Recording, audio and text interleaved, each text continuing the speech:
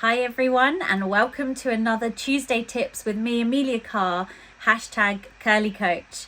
It's an absolute pleasure to bring you another Tuesday Tips. This week we're looking at hay fever symptoms and how you can just get into a little bit more control over those symptoms now that pollen count is changing.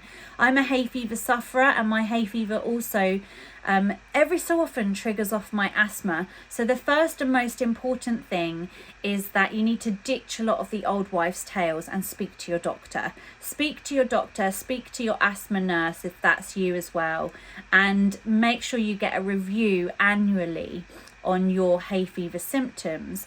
Make sure that you've got the right medication for you, and always check that your GP has an understanding of how that medication might affect your singing use. It's just so that you can make your singing teacher and your other coaches aware of that.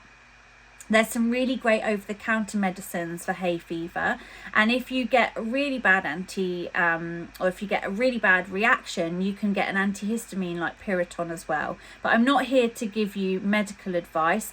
I personally love homeopathic and herbal remedies. They have worked for me over the years, but I've spent a lot of money on getting the right medication for me and my body personally.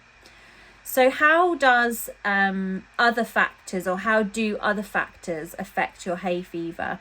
Pollen comes in and out through your windows as well. So just monitor whether you have windows open, especially at night time. You might find that you wake up with crusty eyes, itchy nose, itchy eyes, and a husky voice or an itchy feeling in your throat. If that's you, then do think about sleeping with the window shut.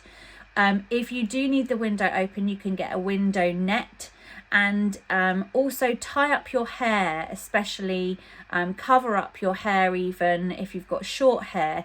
Now, as you're walking around day to day, pollen catches in your hair, and then you roll around that on your pillow, and it's just exacerbating everything. Change your pillow every evening if you can. If you can't, if you haven't got enough pillowcases to do that, put a towel or a tea towel that you can then throw in the wash. Most importantly, try and get a rag or something to tie your hair up with overnight. Try and avoid touching your eyes, and stay hydrated.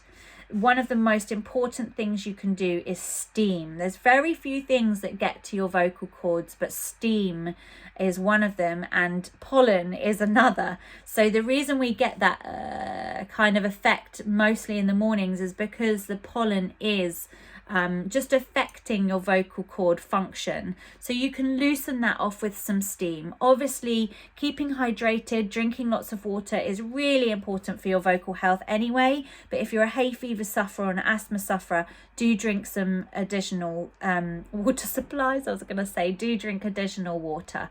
Keep lubricated. Keep your vocal cords lubricated by steaming them. Try and find out what it is that's triggering your hay fever. And there are also other things you can do, like have local honey. Again, I'm not going to get down the medical route, but local honey, again, your homeopath can give you a local remedy as well if you want to go down that route. So other things that can affect you is generally it just feels like it's not functioning properly. So if you are a hay fever sufferer, make sure that your warm up is really tailored to your needs. So chat with your singing teacher. I love blowing bubbles into a straw, into some water. I love to feel that resistance, and it's a gentle warm up to just hear what's going on. I often close my eyes and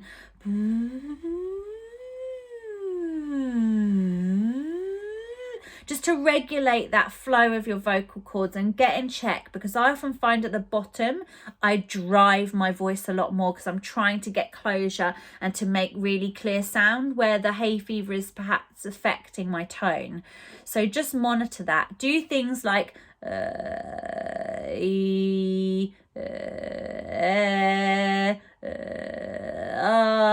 so that you can make sure there's no extra tension coming to your vocal use. Puffy cheeks.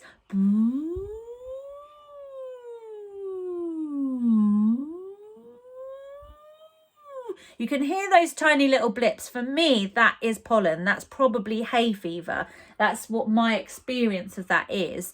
So, you know, it doesn't matter how much I throat clear or drink water, it's not going to fix the problem now. But if I've got to sing, then I'm going to make sure that I've warmed myself up and got myself really into a safe place to sing, because you're really prone to adding extra tension, and you're really prone to overworking your vocals and also getting tired much quicker because things are probably swollen.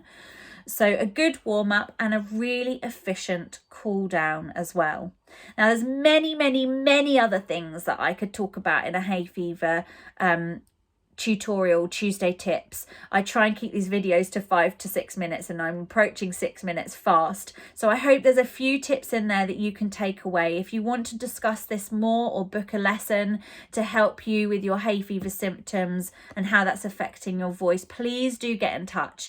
My email address is ac@ameliacarvoice.com, or you can book a session through the website www.ameliacarvoice.com. And remember, if you're a professional performer who's been affected by losing your job and contract over COVID, if you're a professional graduate from performing arts school from 2019 to this year, or if you're a current full-time performing arts student in a professional training college, then please get in touch with me and you'll be sent a link for exclusive deals and offers, money off lessons at this time. Take care, and I'll see you all soon. Mwah.